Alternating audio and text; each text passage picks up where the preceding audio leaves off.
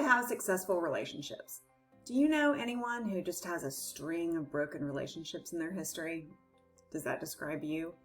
I didn't have successful relationships for a while because several things were missing from my life, but I figured it out and now I have wonderful friendships, wonderful romantic relationship, great marriage. And if you want to know what the secrets are to all of that love going around, that's what I'm going to give you today. I'm going to tell you the bedrock of successful relationships and how you can engineer your life to have many, whether it's friendships or romance that you're after.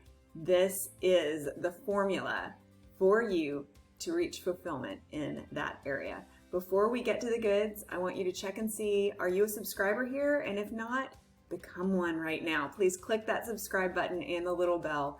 The bell just tells YouTube that it needs to let you know when we've downloaded a new video like this that can help you live a happier and a more fulfilled life. Stick around. I'm about to tell you the keys to maintaining successful relationships in just a second. GILD Coaching. More success, less stress. Having successful relationships sometimes might seem like an art form. People are either really good at it or they're really not good at it. And regardless of what you think about your abilities, what I'm going to share with you today, if you're already good at relationships, this is just going to make those great relationships better. And if you're not good at relationships, this is going to help you to grow in that area. I never like to say that I'm bad at anything. I just like to recognize it as a space of growth. So let's first start by shifting that self-talk just a little bit and saying, oh, not I'm bad at relationships, but saying, you know, I can grow in this area. This is a possibility.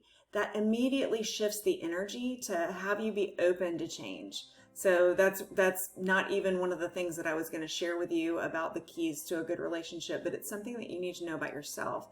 You've got to soften there a little bit and be more open to the change. Just because it's how your life has been so far does not mean that that's how your life needs to be in the future. I have a dear friend. She's much older than me, but she's a kindred spirit. Dear friend. She became a widow when she was in her mid to late 40s. And she told me that at that time, she went and got a counselor, a psychologist to talk with because it was a sudden, her husband, they had a great relationship and it was a sudden death. So it's not expected. She was left as a single parent of 3 young boys. And she went to this therapist and she said that she remembered her first visit with this person very, very clearly because she sat down and they started to talk about the issues. And she was angry. She was really very angry. She was grieving her husband, but she was also angry that this is not what she had planned her life to be like. And she said something like that to her therapist, you know, this is not what the rest of my life is supposed to be like. And what happened next was so meaningful to her that she remembered it 30 years later when she was telling me about it. She said that her therapist put his pencil or his pen down, leaned forward and said, I had no idea that you were clairvoyant. Clairvoyant means that you can see the future. His point to her was, just because this is what your life is in this moment, or just because this is what you perceive your life to be in this moment, does not mean that this is your future. So take a deep breath in and enjoy that breath and just think about that for a moment. If you don't like the way things are right now, you are the only person who can change them. Okay, there are several things that you have to have in order to have a fulfilling relationship, whether this is a friendship or whether it is a romantic relationship. And the first thing, and this is one of the biggest things that I teach, the first thing is values. If you don't have similar values to the person, and this is also very, very important in romantic relationships, you've got to make sure that you have some sort of commonality there. Because if your values don't match, then there is going to be a very shaken foundation on which this relationship is going to be built. I've known several people who have gone through divorces because they got married on a particular set of values and one of the people changed. For example, if when they got married when they were younger, they decided that they didn't want to have children, and then one or the other person changed their mind and the other one didn't. And so that misalignment of values caused the bedrock of the relationship to break down.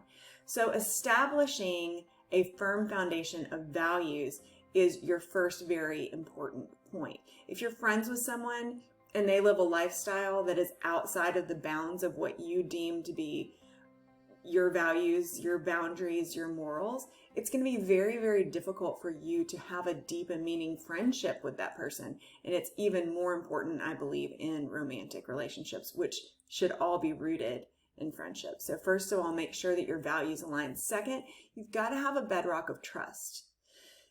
I'm someone who gives you my trust until it is lost. Many people are not like that. Many people will trust after it's been built up over time. But you really do need to have a bedrock of trust. And that also has to do with, very much so, has to do with honesty in sharing. Are there things that you have to hide from this person? Are there things that you don't feel comfortable opening up and sharing with this person? So if this person isn't trustworthy, if this person won't keep your confidential things confidential, or if you aren't sure how they will react so you don't feel safe sharing, that's a big issue. There's a couple friendships that I've recently said goodbye to because I found out that these people weren't trustworthy, that they were gossiping behind my back and said some things that were quite hurtful, and they came back through another source. So I found out about them, through someone else, and all of that was very hurtful. And so I didn't beat myself up. I just reevaluated whether I could trust these two women who I was friends with. And I decided, no, I really can't trust them. Do I cut them out of my life completely? No. But do I begin to be more selective with how I share, what I share, when I share, and how much time I'll invest in them? Absolutely, because the trust just isn't there. And again, that's important in friendships. I believe that it's even more important in a relationship like I have my romantic relationship with my husband, because the longer that relationship builds, the more trust we should have in each other. And so if trust gets shaken, it's very, very important to make sure that you iron it out and you straighten that out. If you're in a relationship now where trust has been broken, it can be healed. You don't have to scrap it and start over with someone else. So if you're open for it being healed and the other person is open for it being healed, then there absolutely is possibility because hope exists there. All right, third, you've got to make sure that you maintain your sense of individuality. We all know somebody who's done this, or someone who does this with whatever relationship that he or she gets in. So the person is great alone and is fun and has friends, and then all of a sudden they become part of a couple and they absorb the other person's hobbies and likes and dislikes, and then they just kind of like start drifting away from their friends. That's not healthy. That's not healthy for the friendships, and that's not healthy for the romantic relationship either, because there's not individuality there. So the way that I like to describe relationships in this way to my clients and my mentees is a relationship has to have two active participants in order to exist. And when you are in that relationship, there's some intertwining here. But I mean, just look at my fingers. They're intertwined, but they're not the same finger. They're still two separate fingers. And so you have things in common, but both of those fingers still have their individuality. And so should you. I'll tell you a funny story from my own life, brief, just to illustrate this point. My husband, his name is Bob, and he's my best friend. And we have so much fun together. He makes me laugh. We've been married almost 10 years. And on our honeymoon, we went to the Cayman Islands. And it was beautiful, and he loves to golf, and I love the beach, and it was kind of the perfect place for us to be together, but also enjoy our own individuality. We had the best time. We were there for 9 days. I was so relaxed by the time we came back, and my friends asked me, how did it go? What did you do? And I said, well, most of the days, I'd do my workout, and he'd do his workout, and then I'd go enjoy the beach and swim, and he'd go play golf. And they're like, you weren't together on your honeymoon? Well, yeah, we were together, but we respect and allow each other's individuality to the point that we don't have to be glued, attached at the hip all the time. Were there some times when I went with him to do what he wanted to do and he went with me? Absolutely. But every single moment, no. You have to maintain your individuality while honoring the relationship. Very, very, very important. If you don't have the values, the trust, and that maintaining of individuality, then your relationship will crumble. Okay, looking at my notes here for you. There's a couple of other things that you need. You need to make sure that you have conflict resolution skills. A dear friend of mine recently went through a divorce. She will avoid confrontation at all costs. And that helped the marriage to deteriorate before it got to the point of divorce.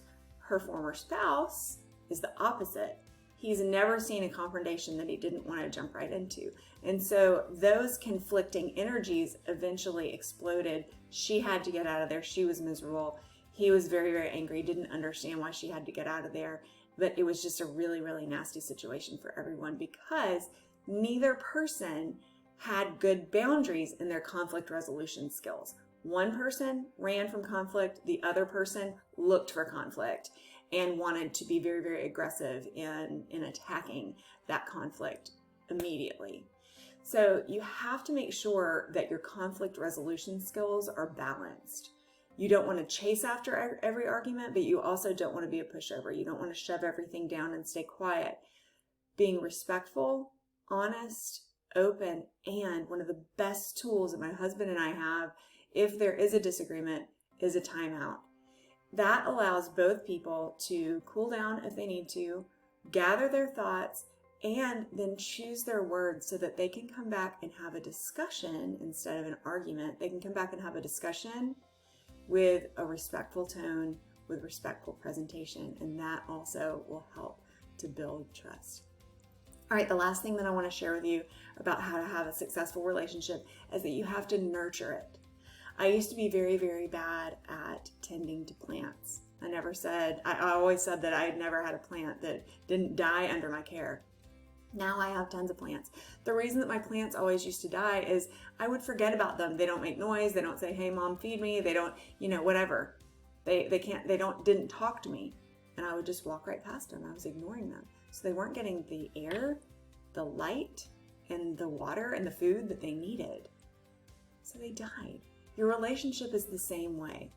When relationship therapists have a client, listen to that, relationship therapists have a client that comes to them, they treat the client, and the client is the relationship. There's two individuals in the relationship, but the therapist is actually looking at all of these elements. They're not looking at this person or this person.